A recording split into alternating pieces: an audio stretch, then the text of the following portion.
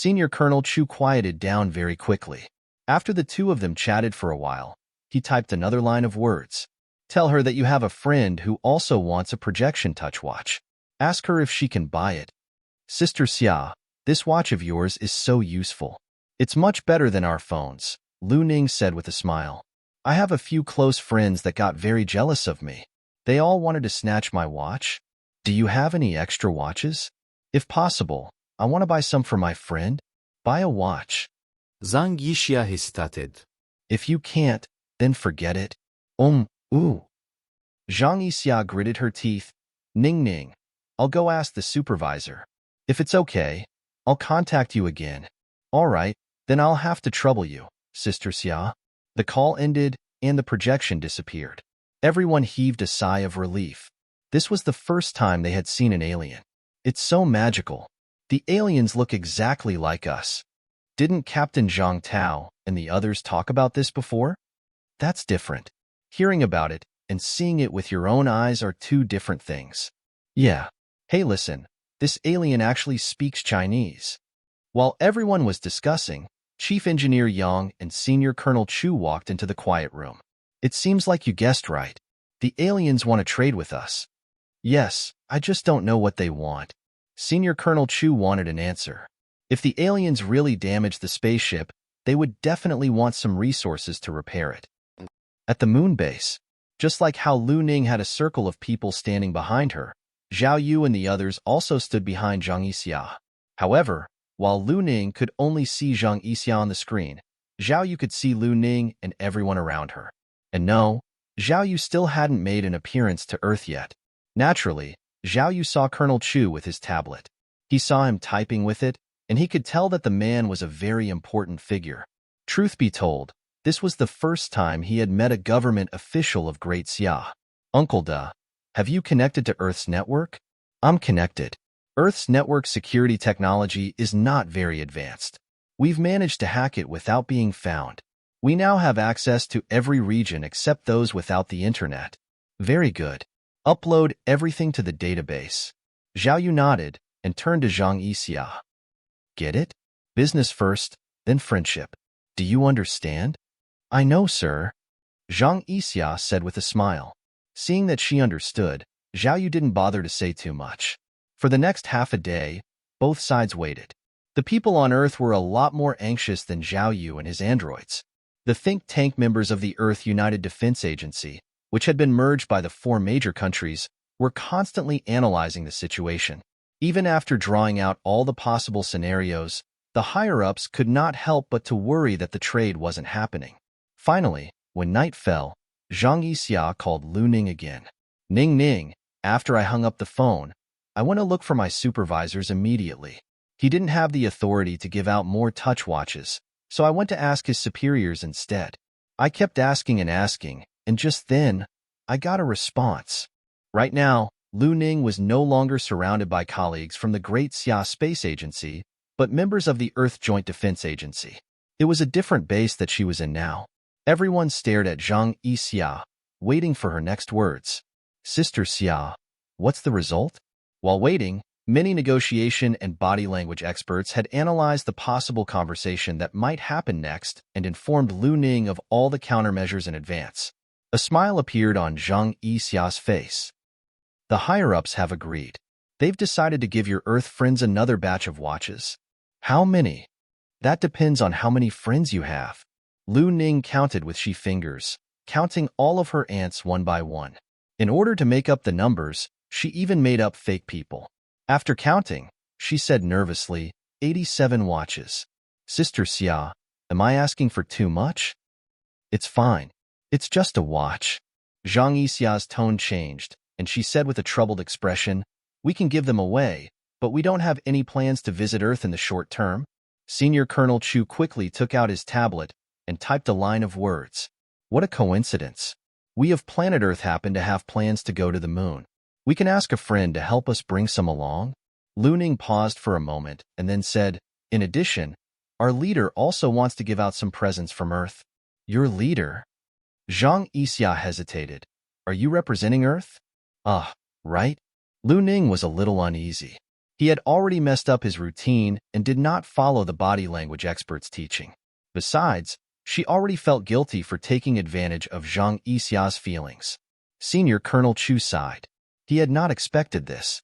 The aliens were a lot smarter than they had imagined. For one, he didn't believe that Zhang Yixia was just socializing with Lu Ning. She must have had instructions from her superiors or boss, whoever they might be. As it turned out, the aliens had the upper hands in this little exchange that they were having. Right before he was about to lose focus, Senior Colonel Chu returned to his senses. He continued monitoring the conversation. The rest of the conversation continued in a direction that the humans had expected. Zhang Yixia said that she couldn't represent the base, so she had to ask her superiors. The call was hung up and picked up half an hour later. This time, beside Zhang Yixia, there was another person. It was Bajia. As for Lu Ning, she had Senior Colonel Chu come out when it was appropriate to do so. With their superiors next to them, the two tried to keep up the act as best they could. The two representatives began to negotiate the terms of the deal. After 10 minutes of negotiation, the deal came to an end. In the end, Earth ended up having to make a lot of compromises. After all, while the aliens had all the time it needed to accumulate resources that it lacked, the Earthlings couldn't really wait to obtain more higher-end technology. The aliens were believed to have planned on leaving the moon after they fixed their spaceship, and that would take a few decades. If they decided to not trade with Earth at all, Earth would gain nothing in the end. After the negotiation, it was decided that 2 batches of goods would be exchanged. The Earthlings also promised to have the aliens come to Earth one time for an inspection of their manufacturing industry. For the first exchange, 10,000 watches were traded for rare earth and rare metal resources. The second time, 100,000 watches were traded for more resources. The third time, the aliens would send a representative to Earth to inspect the construction of the global production line. Also, it was agreed that all the Earth's currency earned by the moon aliens could be exchanged for resources from the world's major countries at a price 10% lower than the market price. This was a very big compromise made on the Earthlings' side. It really showed how much they wanted to trade with the moon. For Zhao Yu, he was pretty happy with what he got. The resources obtained from the first batch of 10,000 watches alone were enough for him to build 10 Star Destroyer cannons. Meanwhile, as the world was still reporting the deeds of the 3 space heroes, the major countries had already launched 4 rockets loaded with resources and flew towards the moon. 3 days later, Zhao Yu stood at the observation point of the base and looked into space through a pair of binoculars. From what he could see, 4 spaceships lined up in a square formation and headed toward the moon's orbit. It's finally here. Zhao Yu was waiting for the deal to finish so he could receive more technology points. He thought that he would receive the points after a deal was agreed between him and Earth, but as it turned out, he would only receive the points after the goods were delivered to his base. To him, the original intention of trading watches was to obtain technology points he gained by obtaining the title of Mysterious Merchant. This was a one-time deal. Trading watches with Earth was only a one-time deal. That being said, if he decided to invest in a factory on Earth, he would be able to obtain a source of limitless resources. Under Zhao Yu's watchful eyes, the 4 spaceships slowly landed on the surface of the moon. They landed exactly where White Rabbit 9 had left. That was the place where the 2 sides had agreed to trade.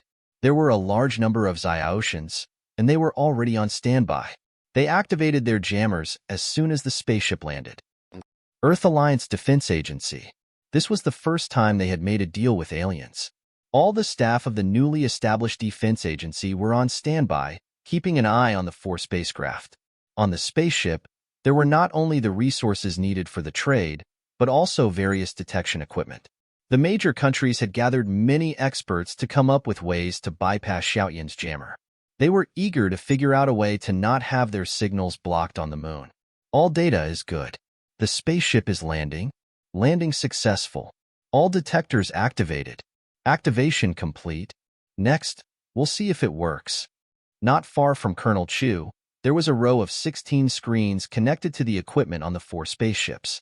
They were prepared to use various methods to bypass the jammer.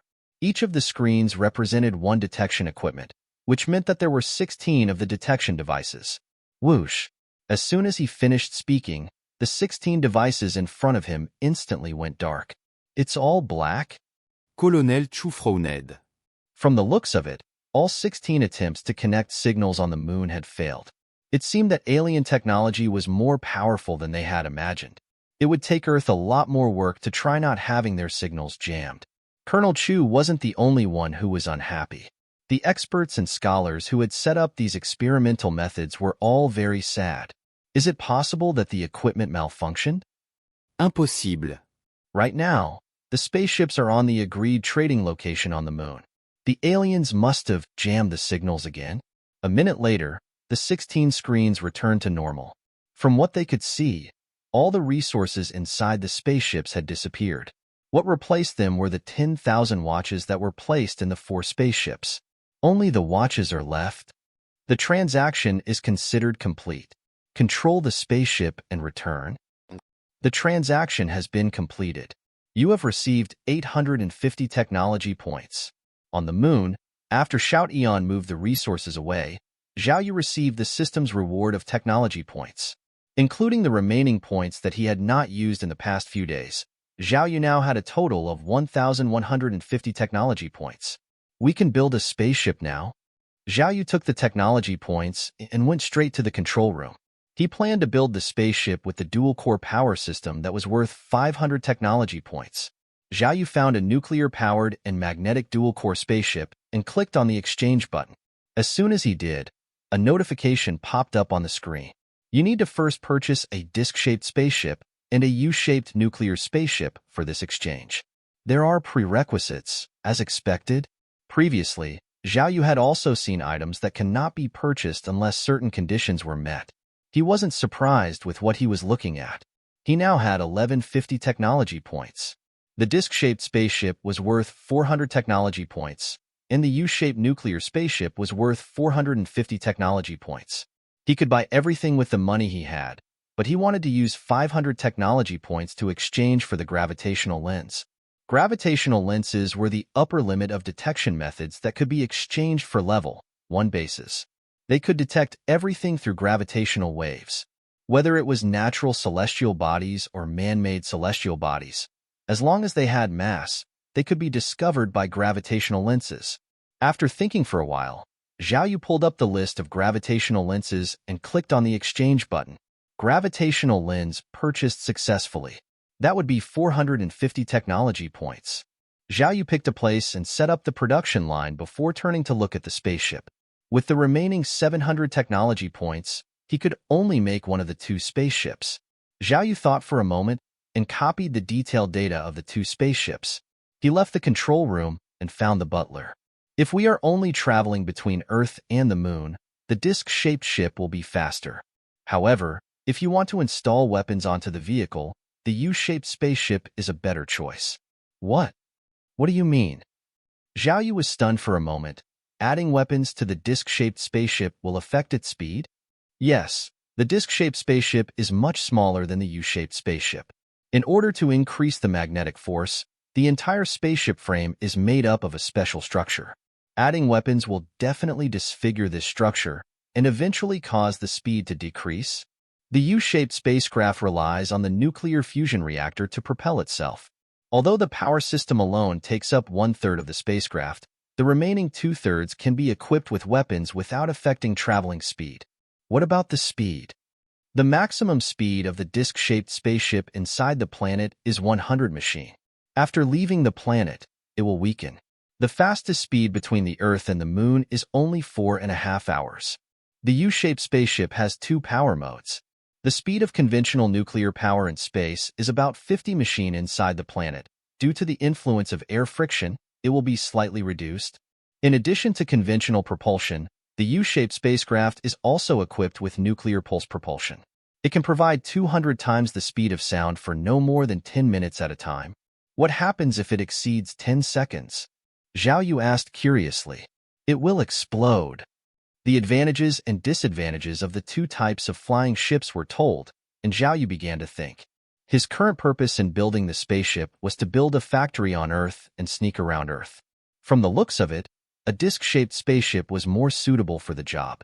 It used magnetic force, so there wouldn't be any noise when the engine was activated. There also wouldn't be any noise when the whole thing was flying. On the other hand, the U-shaped spaceship was obviously more suitable to be modified into a warship with weapon systems. Then is there no way to install weapons on this disc-shaped spaceship? About that, we can build a sonic weapon production line and assemble it on the disc-shaped spaceship. How powerful is the sonic weapon? Not very powerful. It can barely do any damage to buildings. At most, it will shatter the glass. However, it's fatal to living things. The exact data will only be known after the construction and testing. After chatting with the butler for a while, Xiaoyu gradually came up with an idea. Under the condition that safety was not an issue, he would first build a production line for a disc-shaped spaceship and then install a sonic weapon system on the spaceship. As for the U-shaped nuclear spaceship, he would have to wait for another 10 days to accumulate enough technology points before he could make it. Exchange complete. After deducting the 400 points he spent on the disc-shaped spaceship production line, he also deducted another 50 points for the soundwave system. In the end, Xiaoyu was left with 200 technology points. Based on his daily growth rate of 24 technology points, he would be able to exchange for the production line of the U-shaped nuclear spaceship in another 10 days and 10 hours. Sir, Xiaotian has successfully received the resources from Earth. Do you want to build the Star Destroyer cannon? Commander, Xiaotian has successfully gathered resources from Earth. Should we use all of them to build the Star Destroyer cannon? Xiaoyu pondered for a moment and asked, can the Star Destroyer cannon be installed on a U-shaped spaceship? It's possible, but if we do, it will be difficult to install other weapons. Also, I wouldn't advise placing the Star Destroyer cannon on a battleship. Why not? Xiaoyu inquired. The Star Destroyer cannon is powerful and fast, but it has two significant drawbacks. First, it takes a long time to charge before firing. Second, it can only target stationary objects, making it difficult to lock onto other spacecraft. Xiaoyu nodded slightly and asked, what other weapons can be fitted onto a U-shaped spaceship? Laser cannon, plasma cannon, and kinetic cannon. The laser cannon has an incredibly fast attack speed, reaching light speed. However, due to the diffraction principle, its power decreases with distance. Unless we increase the power output, the maximum range is only 10 million kilometers, which is limited in a cosmic environment. The shortest distance between the Moon and Mars is over 50 million kilometers. Attacking a long-distance target with a laser cannon is impossible. Additionally, the laser cannon's caliber restricts its attack range. At best, it can only create a small hole on an enemy spacecraft. However, as a defensive weapon, the laser cannon was highly effective, turning its original disadvantages into advantages, such as increasing power as it gets closer and traveling at light speed. Xiaoyu's moon-based defense systems were primarily based on laser cannons. Uncle De paused for a moment and continued, plasma cannons use lasers to heat deuterium to a high temperature of 1 million degrees, ionizing it. Then, it is launched using electromagnetic technology. Its range, however, isn't as good as that of the laser cannon.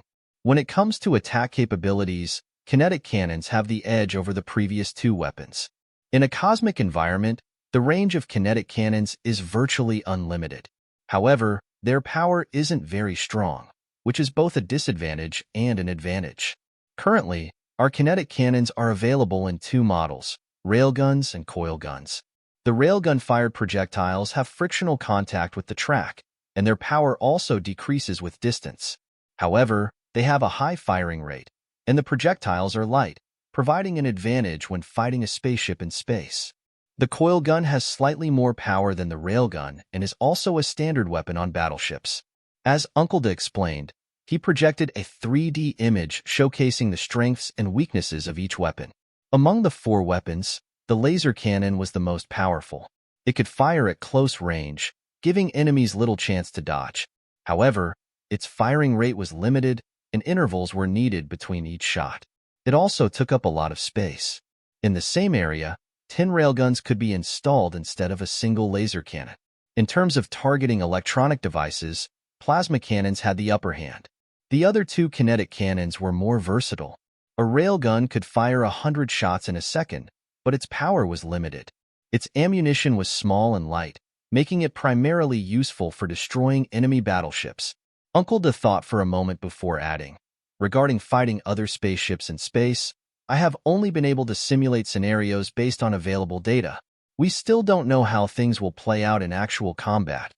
Due to his lack of combat experience, he couldn't determine which data was most important in space battles. The main challenge was the absence of a physical battleship to use for combat simulations. Camouflage, stealth. Zhao Yu looked at the system's first alert about the alien fleet arriving in 2 months and 10 days. By aliens, the system definitely didn't mean Earth, because when the title system appeared, the system already mentioned that Earth was his home planet. This fleet that was arriving must be from another civilization that he didn't know about. Zhao Yu believed that if the enemy had similar technology to theirs, even a fleet of 1,000 ships wouldn't be enough to break through their defenses. The only way the enemy could win was if they received help from another planet. Thus, they needed to improve their offensive capabilities by building more types of space battleships. Let's build 2 more Star Destroyer cannons, and rely mainly on shipborne laser guns, shipborne plasma guns, and shipborne kinetic guns. In the Extraterrestrial Civilization Exploration Association, members were more interested in exploring the mysteries of the universe than in exchanging insults. One day, a member discovered a small asteroid in the vast, dark expanse of space and quickly began tracking it. The estimated diameter of the asteroid is 50 kilometers. Initiating trajectory calculation. Calculation failed. The speed is too fast. After some thought, the member decided to upload the data to the Great Xia Space Agency. I hope this asteroid won't be captured by the orbit of any of the 8 major planets. That way, it can be named after me. At the Great Xia Space Agency, everyone had been busy with various tasks over the last 3 days, such as helping Chief Engineer Yang come up with creative insults, communicating with colleagues from different departments, and sharing information with the Earth Alliance Defense Agency.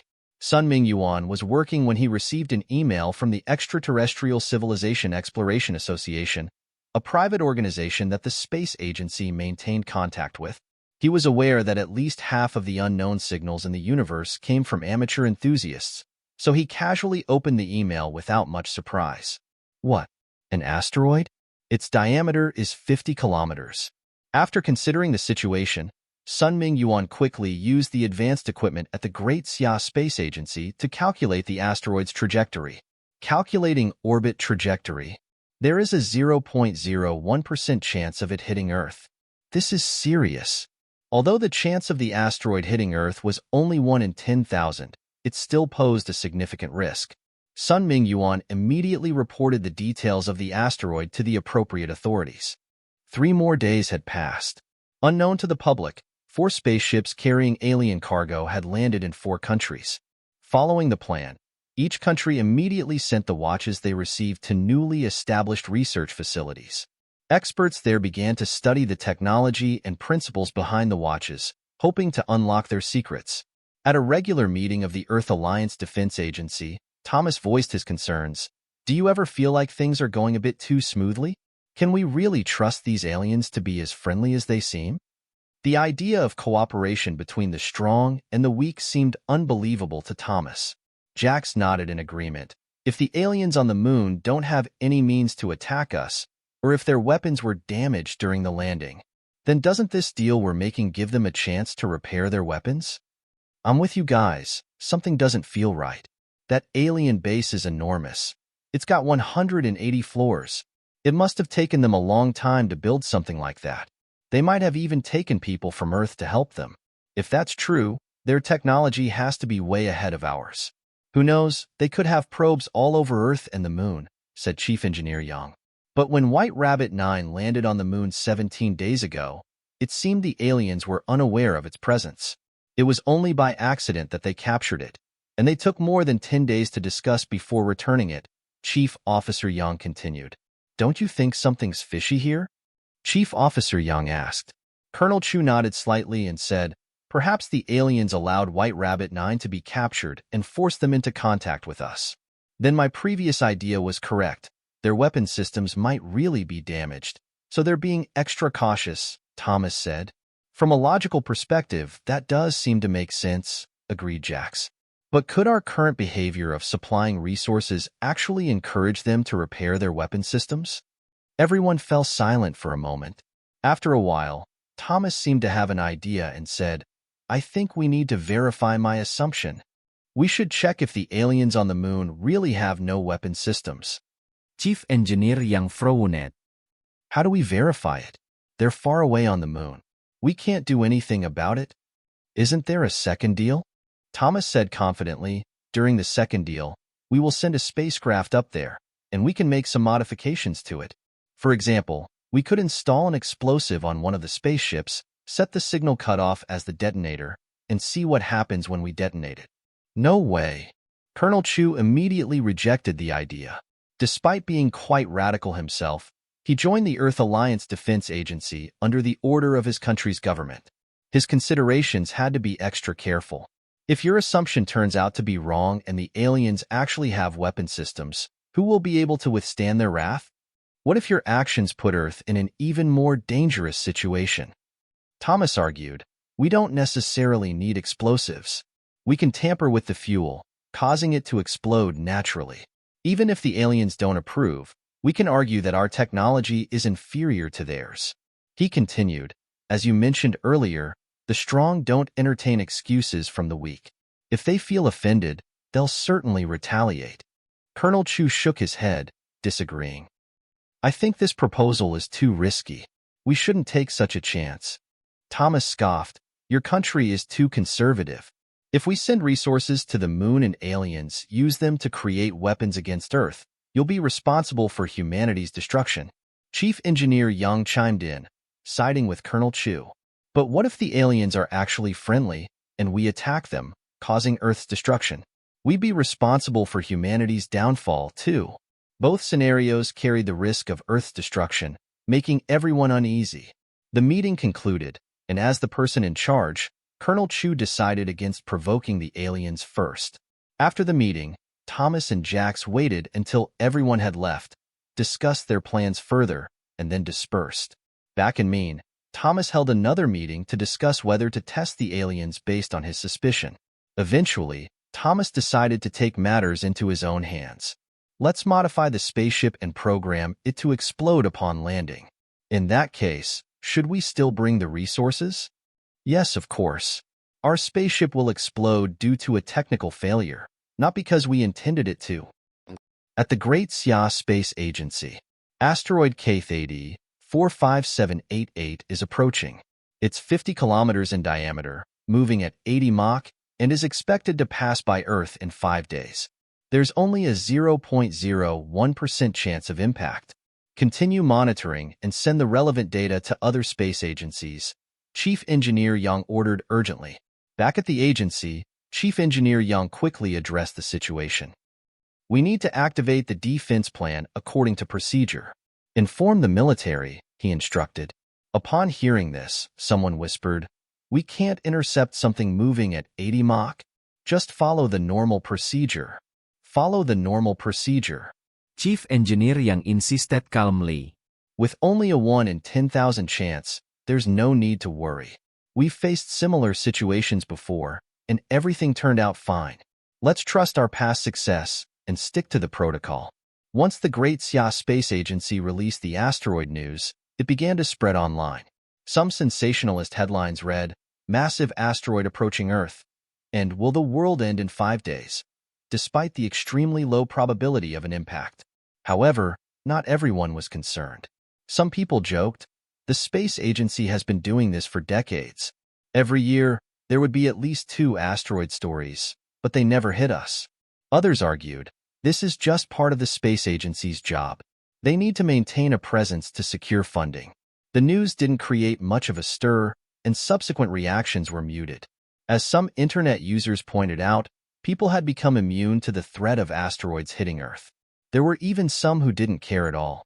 They were even hoping for the asteroid to hit Earth. Yeah, let it hit us. I don't have a house or money anyway. If Earth gets destroyed, at least I won't lose as much as the rich people. In this world, only death is fair. Sister Xia, we've prepared the second batch of resources on our end. We have 20 spacecraft in total. Please make sure to inspect them. All right, I got it. I'll report to the supervisor soon. Ever since their first trade meeting between Colonel Chu and Ba Jie, all further communications between Earth and the moon were conducted by Lu Ning and Zhang Yixia. Both of them grew accustomed to this interaction style, maintaining their previous way of communicating without breaking the existing boundaries. After establishing contact with the moon, Lu Ning's job changed. Besides filming some materials for the TV station, she spent most of her days visiting various tourist spots, letting Zhang Yixia experience Earth's beauty. Following some small talk, the call ended, and Zhang Yixia headed to the command center to report the situation to Zhao Yu. "Commander, the second batch of resources from Earth has taken off and is on its way," Zhang Yixia announced. In the command center, Zhao Yu was listening to Uncle Da as he introduced the gravitational lens and the disc-shaped spaceship. Upon hearing this, Zhao Yu casually responded. Seeing the holographic spaceship, Zhang Yixia's eyes lit up, and she slowly walked to the door. When she noticed no one was asking her to leave, she stopped and stayed where she was. Uncle Da continued, "The gravitational lens currently has 3 modes. The first is close-range detection of gravitational waves.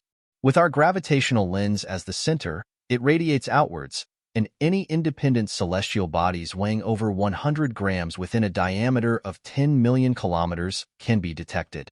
The second mode is medium-range detection of gravitational waves, requiring auxiliary equipment to be launched. I suggest launching 125,010 receivers to cover the entire solar system. This way, we can clearly discover every independent celestial body, similar to the first mode. The third mode is ultra-long-range reception of gravitational waves, capable of probing the depths of the universe. However, as the distance increases, the minimum mass of detectable celestial bodies will also increase. While all stars in the Milky Way can be detected, slightly smaller planets may be missed." After listening for a while, Zhao Yu gained a better understanding of gravitational lenses. This device was indeed very useful, able to discover objects through gravitational curvature and simulate their shapes. However, it had a drawback. Large objects could conceal the gravitational waves of smaller ones, making them difficult to detect. For example, while detecting a planet's shape, mass, velocity, and orbit, it couldn't explore the planet's interior. Similarly, if a device was hidden within a meteorite, the gravitational lens couldn't detect it. Of course, the advantages were also clear. All independent celestial bodies with mass would be exposed, particularly in close-range detection mode. Even small meteorites weighing around 100 grams, possibly just the size of an egg in space, could still be detected by the gravitational lens. Sounds good. Let's follow your plan and cover the entire solar system. That way, if any aliens arrive, at least we'll know they're here." After Zhao Yu finished speaking, he rubbed his hands eagerly and looked at the spaceship. This was a spaceship for outer space exploration. In the past 5 years, although there were spacecraft capable of sending the Star Destroyer cannon to outer space, Zhao Yu had never left the base for safety reasons. With this spaceship, he could finally venture beyond. "The first spaceship we constructed was a basic model designed for data recording, so I didn't have you install any additional weapon systems," Uncle Do explained. He continued to describe the spaceship's features. The spaceship employs magnetic flight and has a circular shape with a diameter of 108 meters. Only 1/3 of the spaceship's space is available for movement, and weapons will be installed in these areas. The remaining 2/3 are occupied by the magnetic framework, which cannot be tampered with. The spaceship has numerous functions, including an optical invisibility system that can refract light signals, rendering it physically invisible. This type of system could make the spaceship undetectable even if it appeared right in front of someone. The plasma invisibility system reflects incoming electromagnetic waves along a predetermined path, making the vehicle invisible on radar. The magnetic tweezer system creates a ring-shaped magnetic field beneath the spaceship. Within this magnetic field, passengers can defy gravity and move freely in any direction. In the 3D model, the spaceship hovered 10 centimeters above the ground. Its bottom opened, emitting a faint white light ring downward. On the ground, a small virtual figure stood in place. Illuminated by the white light ring, the figure swiftly ascended into the spaceship's interior. Zhao Yu's eyes sparkled, and he grinned. "This technology is impressive and intriguing." Uncle Da nodded and proceeded to discuss the remaining functions. They mainly consisted of conventional technologies like communication systems, radar systems, life support systems, balance systems, and more. Technologically speaking, the spaceship was far more advanced than anything on Earth, capable of arriving and departing in silence without anyone noticing. The most satisfying aspect for Zhao Yu was that the disc-shaped spaceship speed was extremely fast, using magnetic power, and could reach a maximum speed of 100 Mach in a very short time. The fastest missile on Earth could only reach 20 Mach.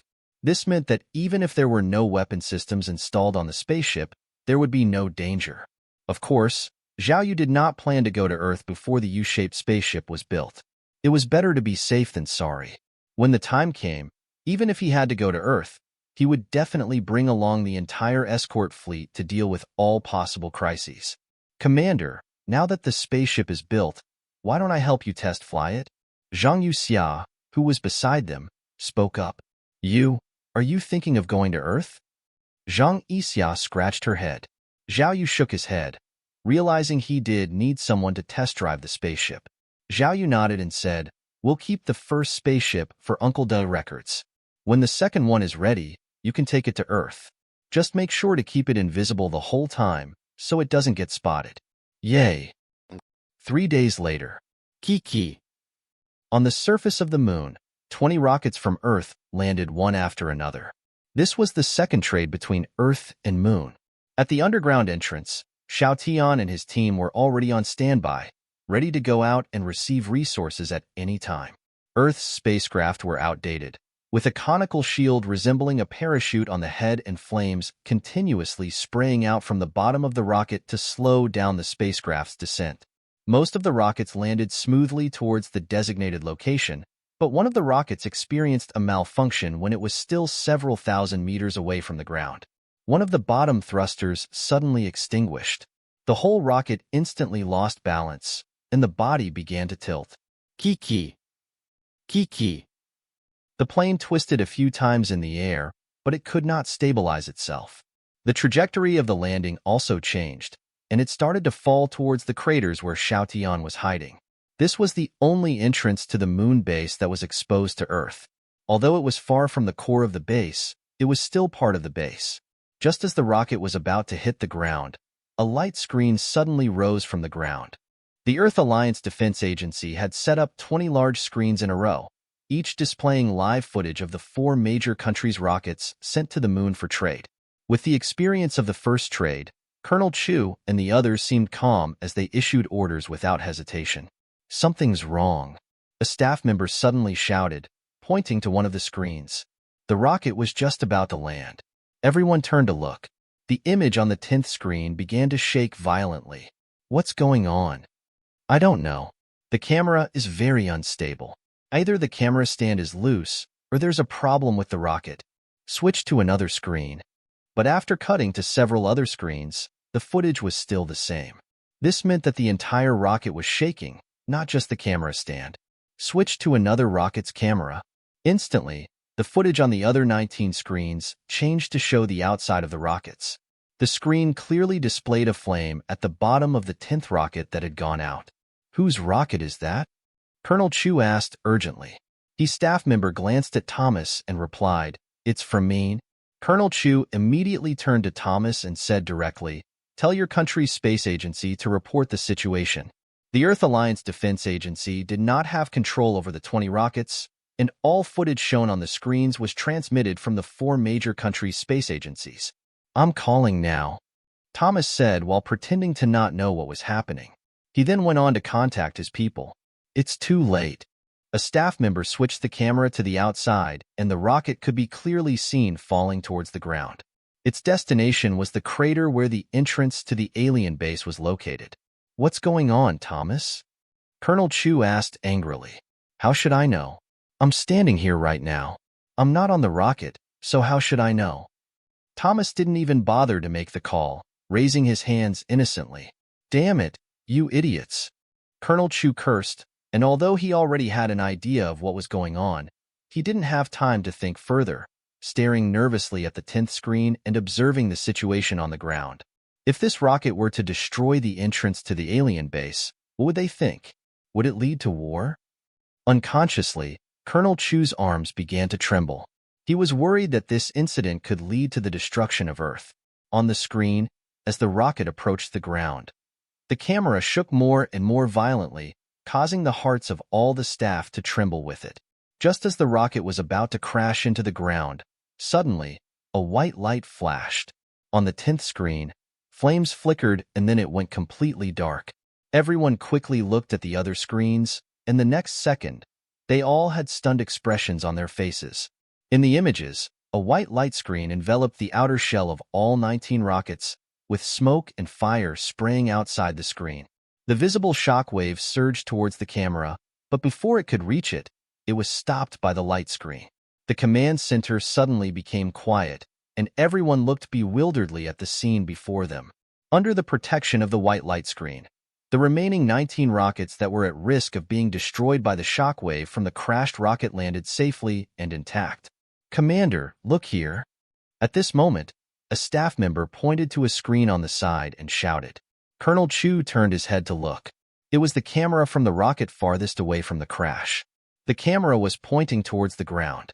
"What's going on?" On the screen, their rocket did not land, but was standing on a milky white light screen, several meters away from the ground. Certainly, here's a corrected version of the translated novel with the errors fixed. On the screen, as the rocket approached the ground, the camera shook more and more violently, causing the hearts of all the staff to tremble with it. Just as the rocket was about to crash into the ground, suddenly, a white light flashed. On the 10th screen, flames flickered and then it went completely dark. Everyone quickly looked at the other screens, and the next second, they all had stunned expressions on their faces. In the images, a white light screen enveloped the outer shell of all 19 rockets, with smoke and fire spraying outside the screen. The visible shock waves surged towards the camera, but before it could reach it, it was stopped by the light screen. The command center suddenly became quiet, and everyone looked bewilderedly at the scene before them. Under the protection of the white light screen, the remaining 19 rockets that were at risk of being destroyed by the shockwave from the crashed rocket landed safely and intact. "Sir, look here." At this moment, a staff member pointed to a screen on the side and shouted. Colonel Chu turned his head to look. It was the camera from the rocket farthest away from the crash. The camera was pointing towards the ground. "What's going on?" Colonel Chu was taken aback. On the screen, their rocket did not land, but was standing on a milky white light screen, several meters away from the ground. Before he could finish his surprise, all 19 screens went black. The signal is interrupted. The aliens should have activated the jammer. As everyone waited anxiously, a minute passed. Then, suddenly, the cameras flickered back to life. To their surprise, the 19 rockets were now sitting quietly on the ground, as if nothing had happened. There was no trace of the explosion. Not even a single stone had moved, and the previous flames and smoke had vanished without a trace. If not for the 10th screen being pitch black, people would have doubted whether they had seen an illusion just now. Zoom in on the cameras. Soon, the cameras from all 19 rockets cut into the interior. The mountains of resources that had piled up were gone, replaced by neatly arranged projection touch watches. Seeing this, everyone understood that the explosion had been resolved by the aliens. That light screen was a kind of protective shield, not only protecting the ground, but also the other 19 rockets. What was even more surprising was that, in just 1 minute, the entire scene had returned to its original state. Not only did the rockets that were floating above the light screen land smoothly, but the debris of the explosion was also cleaned up. What was even more impressive was that the AI had the ability to move all the resources and put down the watches.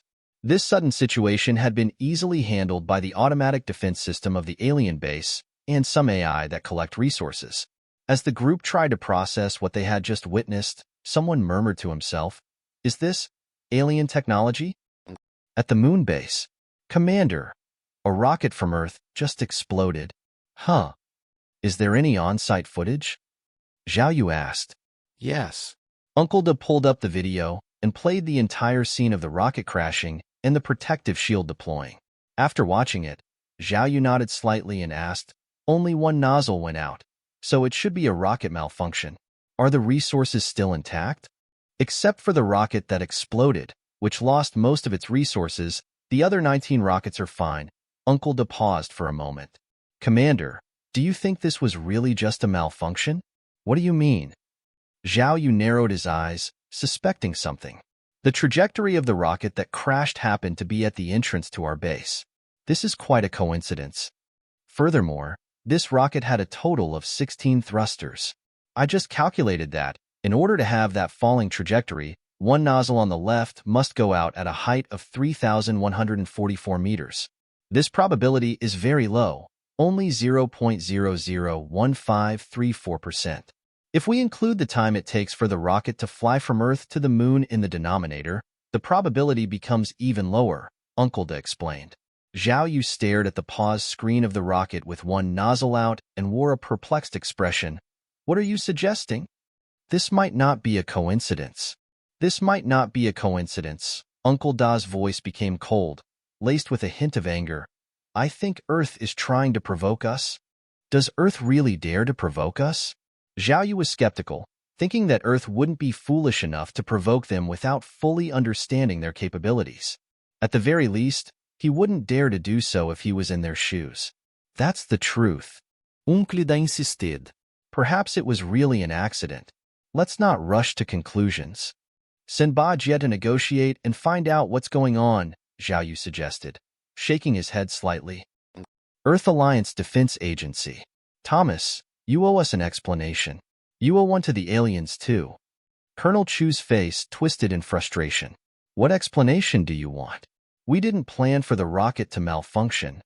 Thomas said with a displeased look. A rocket is very expensive. It contains many precious resources, and we are missing a rocket worth of watches. I think the three of you should compensate us. The other three were infuriated. How could someone be so shameless? If we don't talk about this, what will you do if the aliens come knocking on our door? What do you mean, what if? Our technology is outdated, and the rocket malfunctioned. We can't be blamed for that. Thomas put on a fake smile, trying to mask his annoyance. While they were talking, Lu Ning suddenly stood up. Zhang Yixia is calling. The entire room fell silent. Colonel Chu gestured for Lu Ning to answer.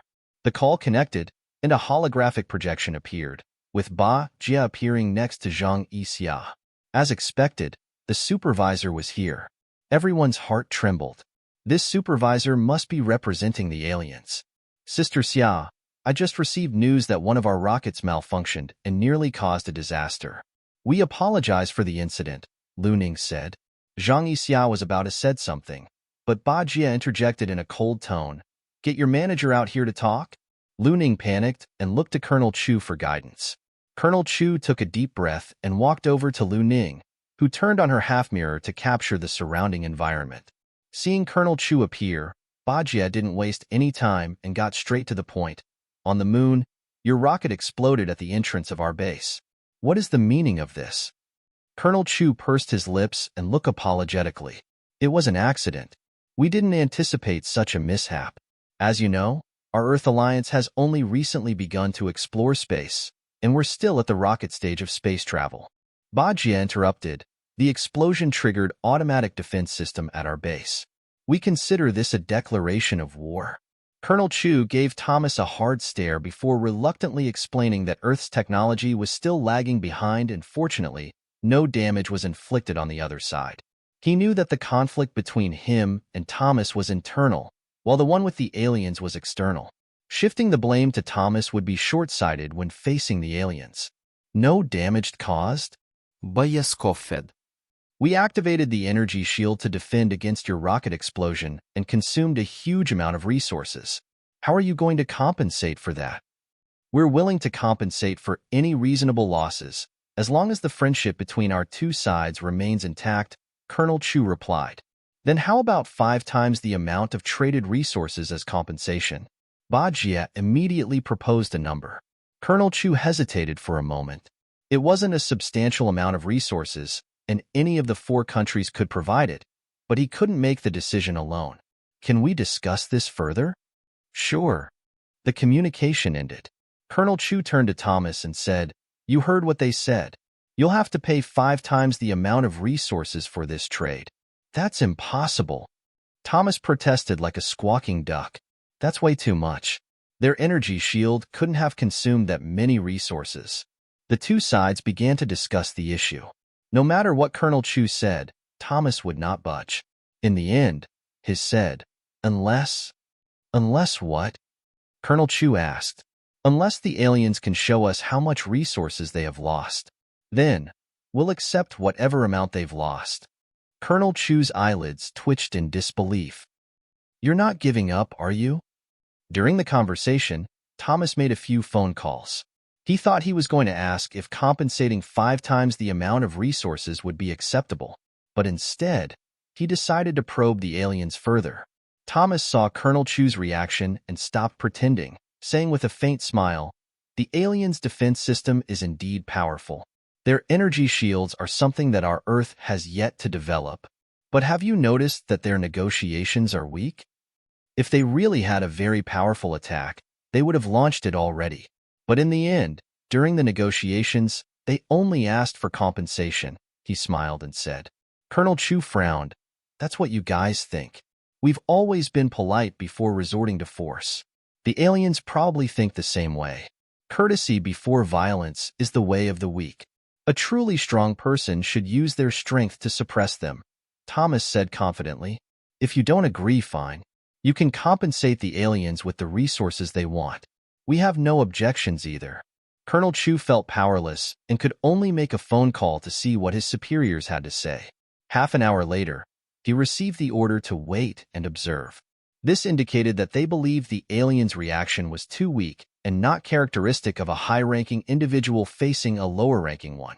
They had therefore implicitly approved of the probing attempt. Although Colonel Chu disagreed, he had no choice but to step aside and let Thomas handle the negotiations. The call was reconnected. How did your discussion go? Ba Jie glanced at the new arrival next to Lu Ning with some confusion, but didn't ask. Thomas smiled and said, We are willing to offer compensation, but we also think that if we can see the specific consumption of the base energy shield, no matter how many resources it takes, we are willing to compensate.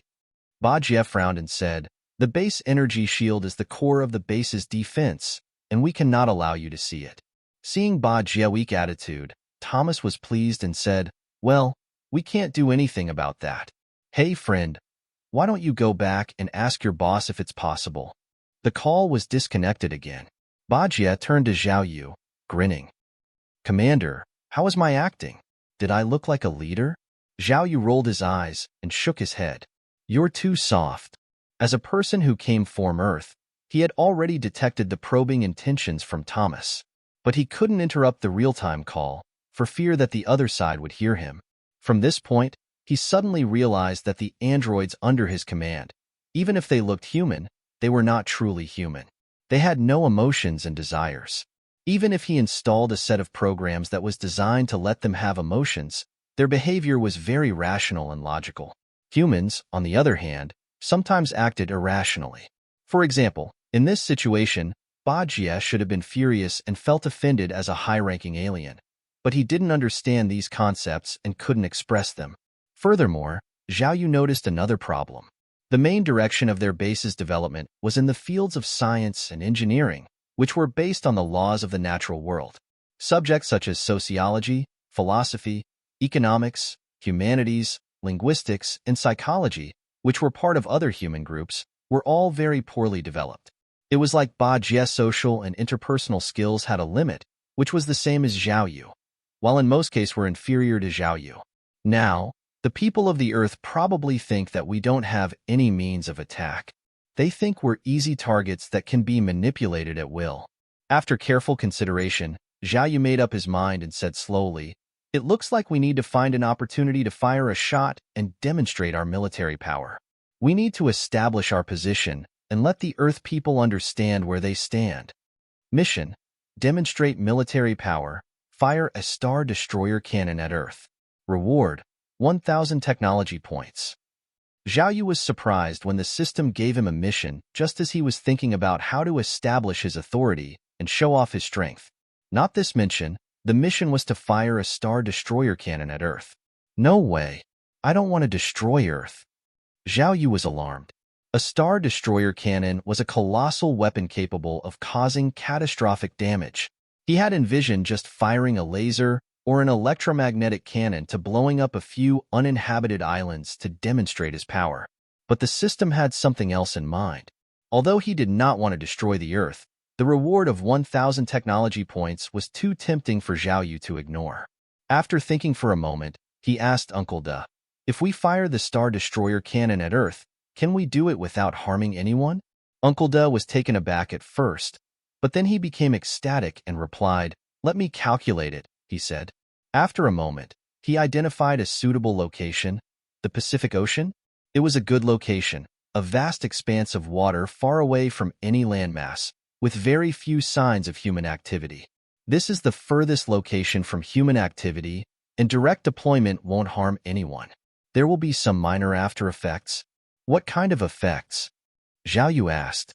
It will probably shift the Eurasian plate to the west by 10 centimeters, Uncle De explained. What? Zhao Yu was shocked. Shifting the plate by 10 centimeters? Uncle De, tell me in detail about all the effects of firing the Star Destroyer cannon. Zhao Yu said. The blast will vaporize and eliminate all objects within 520,000 square kilometers surrounding the target, with the blast radius reaching up to 13,000 kilometers, which means that most of the planet will feel the shockwave. All living creatures that directly witness the explosion within a radius of 160,000 square kilometers will be blinded. Additionally, the electromagnetic pulse generated by the explosion will disrupt global radio signals, causing global communication and radar systems to fail. The explosion will also rupture the atmosphere above the target area, and it will take approximately 1 year to repair itself. During that time, this region will receive an increased amount of cosmic radiation, which can cause skin cancer in humans when exposed to direct sunlight. After listening to Uncle De's explanations, Zhao Yu was stunned and said, "Are you kidding me? This is considered minor?" Well, compared to the potential devastation it could cause, this is relatively minor, Uncle De replied matter-of-factly. If you ask me, we should fire the Star Destroyer cannon towards the most densely populated area to teach them a lesson. The most densely populated area? Zhao Yu's mind immediately conjured up an image, but in the next second, he felt a surge of fear, as if something terrifying was about to happen to him. The power that he beheld was immeasurable, but he didn't want to test it. "I need to think this through," he said, rubbing his temples. This mission seemed harder than he had anticipated. Great Xia Space Agency. Chief Engineer Yang looked exhausted, with bloodshot eyes. He hadn't slept for an entire day. "Where's Asteroid KDP 45788? He asked. "It's about 2.11 million kilometers away from Earth. It's expected to pass by Earth in about a day, but there's a 3% chance that it might collide with Earth. When will we know for sure if it's going to hit Earth?" "It depends on how Earth's gravity will affect its trajectory. Can't you just calculate it?" Unfortunately, there are too many variables in the cosmic environment that could interfere with the calculations. Our experts are working hard on it as we speak. Chief Engineer Yang took a deep breath. He didn't expect that just 4 days ago, the chance of an asteroid hitting Earth was only 0.01%. Now, it was at 3%. This probability was already alarmingly high, and the worst part was that as the asteroid drew closer to Earth, the chance of impact would only increase. Chief Engineer Yang, Mean, Five Eye, and the North Bear Kingdom have called for an emergency meeting to discuss the potential impact of the asteroid on Earth. On the internet, news about the KDP 45788 asteroid heading towards Earth was spreading like wildfire. Although the authorities had never disclosed any information, it didn't stop amateur astronomers from discovering it. "I'm not from the media. I'm from the Extraterrestrial Civilization Exploration Association, and we discovered a new asteroid just 4 days ago. This asteroid has a diameter of 50 kilometers and a speed of 80 Mach.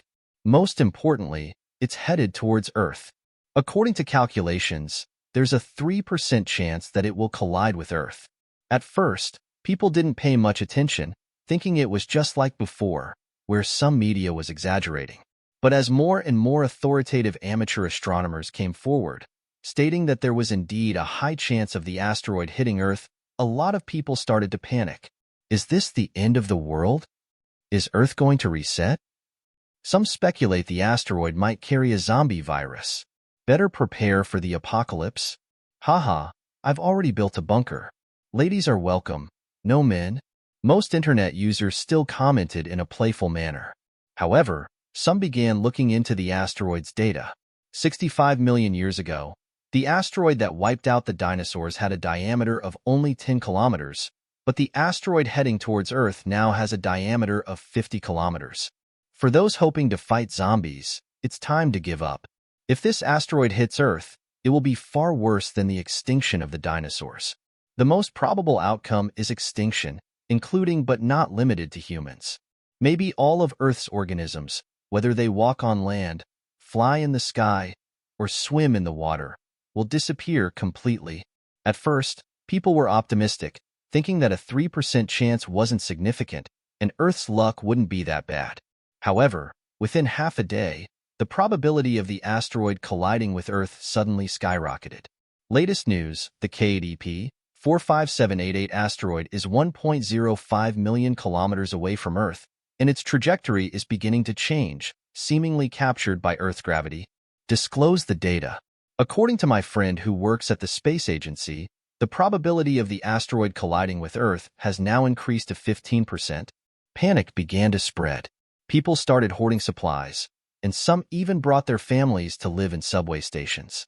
As the commotion grew, everyone around the world more or less knew about the news and was affected. Finally, various countries issued statements. KDP 45788 is just passing by and won't collide with Earth.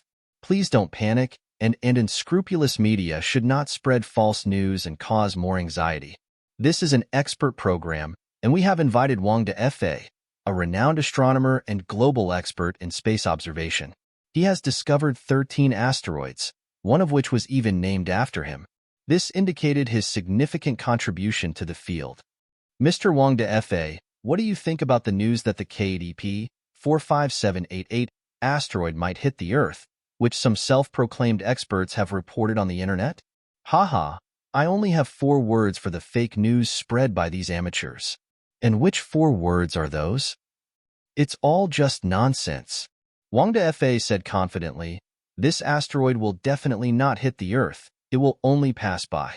People in the Western Hemisphere will have the opportunity to witness shooting stars and make a wish upon them.